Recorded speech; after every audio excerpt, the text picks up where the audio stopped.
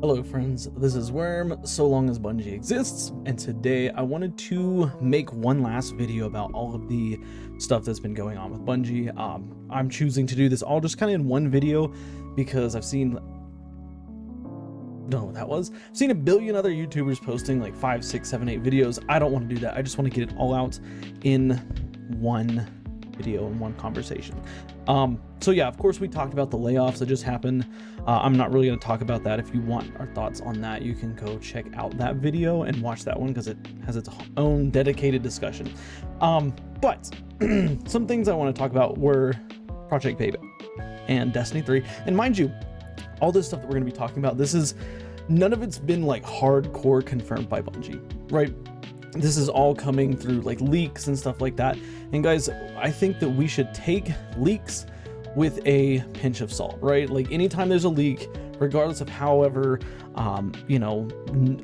reliable the leak source is, we should always take them with a grain of salt, because Bungie is a company that is constantly changing things. Like how many times have we seen a leak and it says, oh, it's going to do this, and then those things that, that leak reveals are pushed back, or they're just completely omitted from the game. We find out later they were planned, but then they were changed, blah blah blah. Bungie, like they accommodate certain situations based on how they are performing, right? So everything that we've seen here recently, I think we should take with a pinch of salt. But I want to start with the layoffs, and two particular layoffs that I want to talk about are the layoff of Luke Smith and Mark Noseworthy. Now, Luke Smith and Mark Noseworthy, like I said, they were laid off. This, I feel like, in terms of a Bungie or like a Destiny 2, or like a Destiny, I'm sorry, not Destiny 2, but a Destiny franchise beyond just the video game, I think this is now out the window. There were talks of a TV show being made. There was talks of, all kinds of external media besides just the game itself. And with Luke Smith, who was the IP director of Destiny, being laid off, I think that Bungie has they've kind of scrapped all the ideas that they had for Destiny in terms of, TV shows, maybe, other games, stuff like that. We'll talk about other games here in just a second, but they've kind of scrapped all that. It looks like they are solely focusing on Destiny 2 as it is. Like, there's no Destiny 3, there's no, all this other stuff like Project Payback, which again, we'll talk about in just a second.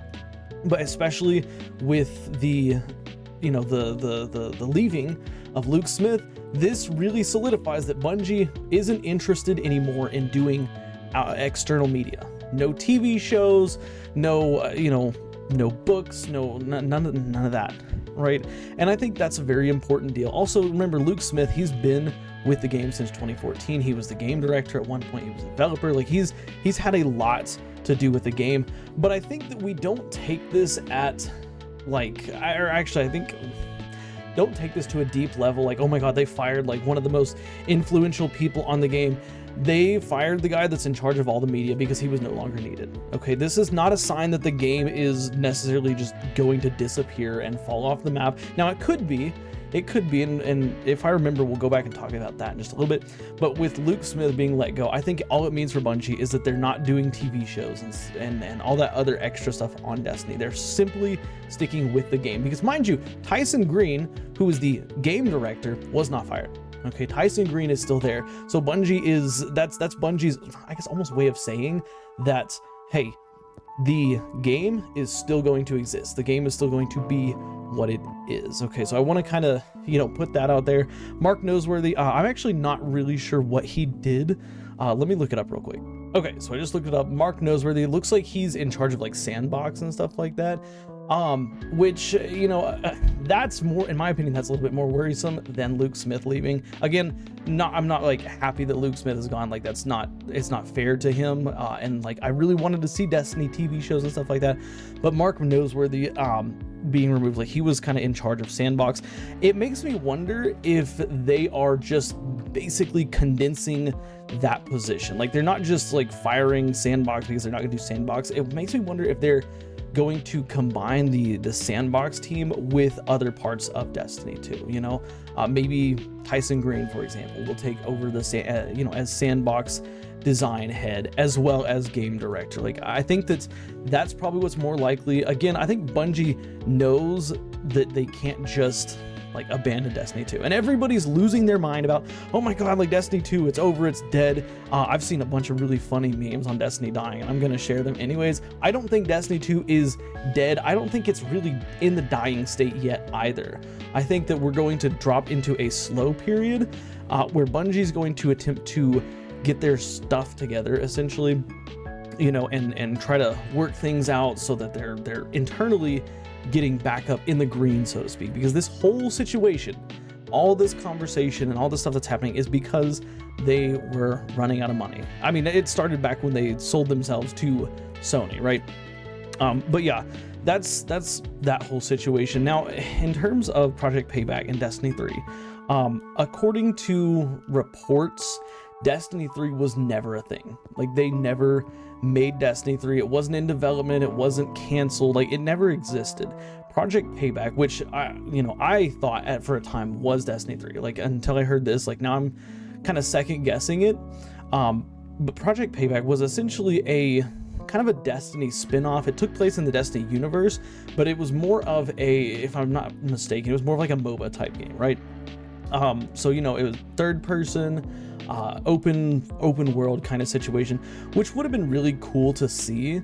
But I think that it potentially could have been, it could have been too far off from Destiny to really carry the Destiny title or to carry the Destiny feel. And maybe they didn't want it to feel like Destiny. Maybe they wanted it to be its own independent game. But when you take something that you want to be its own independent game and you put it into a universe that already exists, it's very difficult to separate those two, right? Like it would be like Fallout, for example. Fallout, the series, you know, historically been open world, very story driven, stuff like that.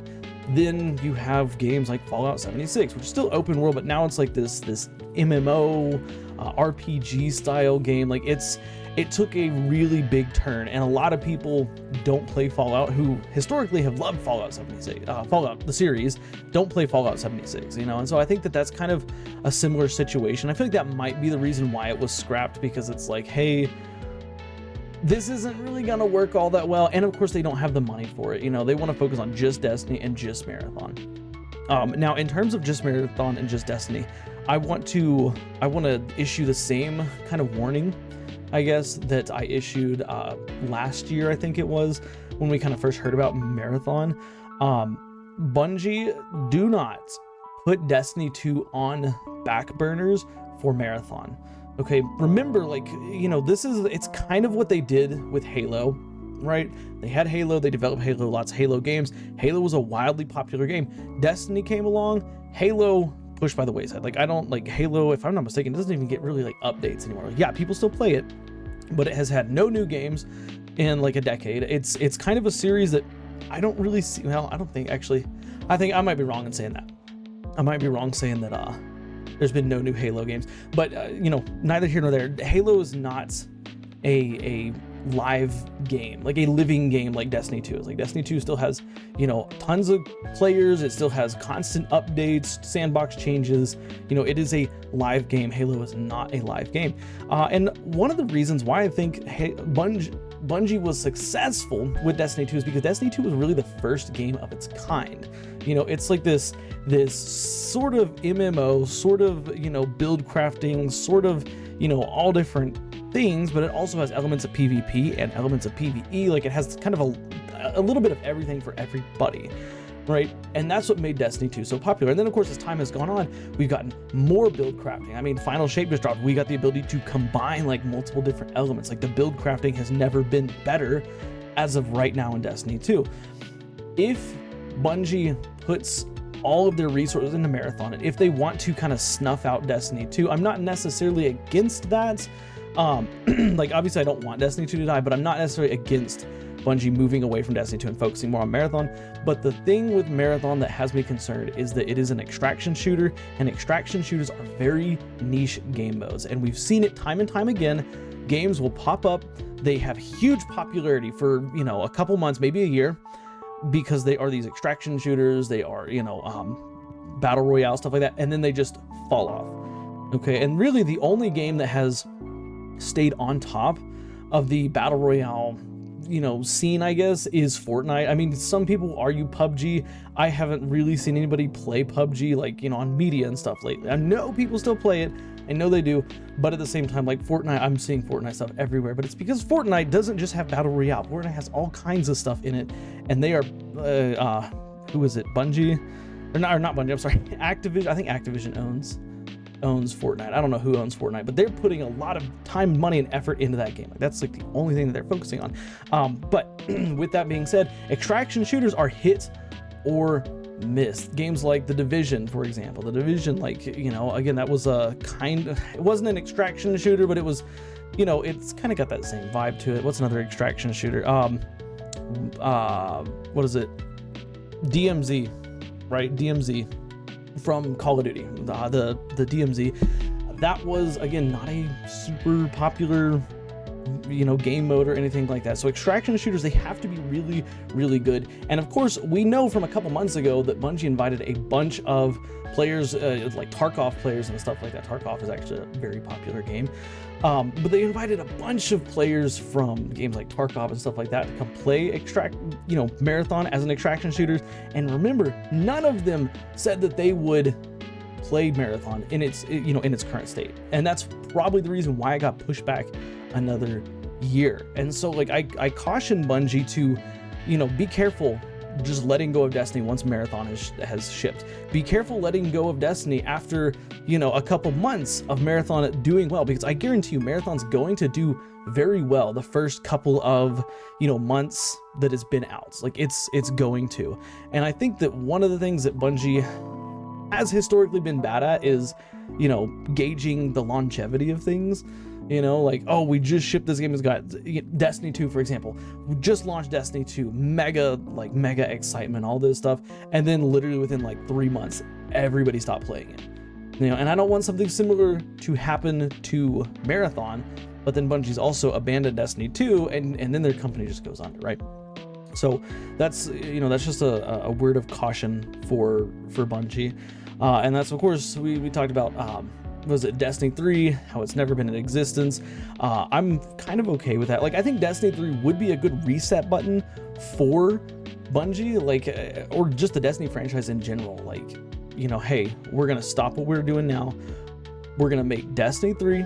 Okay, we're gonna give minimal updates, and this is the time to do it. We just had Final Shape, end of a huge saga, great ending. We've got a couple years worth of content laid out.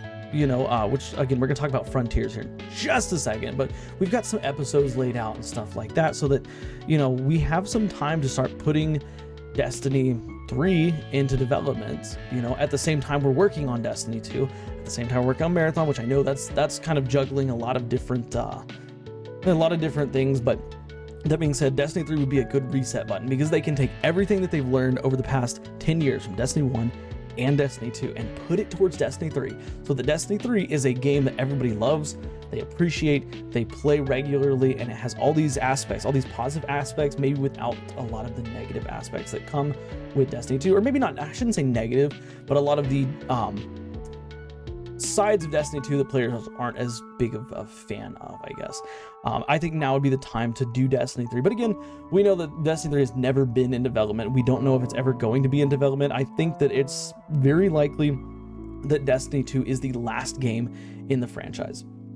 And so, just want to point that out. But moving on from that topic, I want to talk about Frontiers. It's been leaked what Frontiers is. I think a couple weeks ago I said Frontiers was going to be probably like an Age of Triumph thing. It seems to be a little bit different than that. It seems like I haven't found a lot of information on it.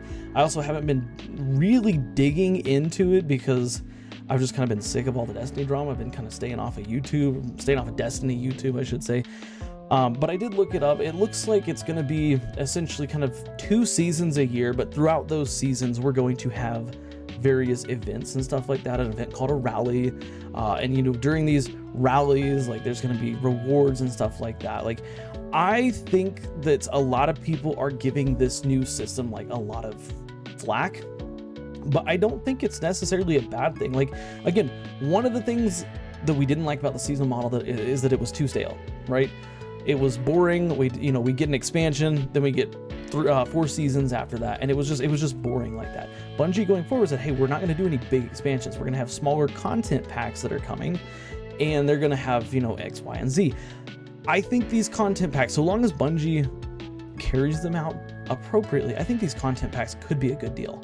Okay, we could still see new raids. We could still see new dungeons, with with this new system here, with Frontiers. We could still see all this new stuff coming to Destiny 2 without like a mega big storyline, because honestly, like the expansion storyline it's kind of gotten old. Like every year it's like, okay, like I have to get on and do Lightfall, and I gotta do Final Shape on all my characters before I unlock everything. It is kind of old. I'm at a point, I don't want to do the Final Shape campaign again on my Hunter and on my Warlock. I literally did both of them up to the point where I got the subclass unlocks good to go, and I just stopped playing it because I did the story once, I experienced it once, and I don't really need to experience it again.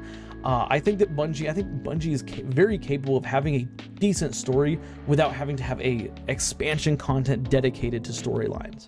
Right, and then what are the other reasons we buy content expansions?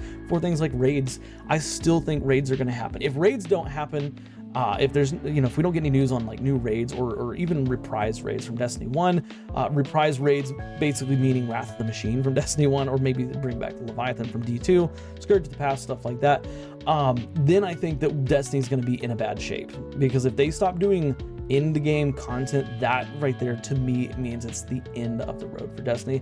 But I think that with this new, with what they're doing, I think there's still the potential they can have a lot of good content. I mean, I don't know about y'all, this isn't going to be like a full like episode review or anything like that, but I'm liking the episode model.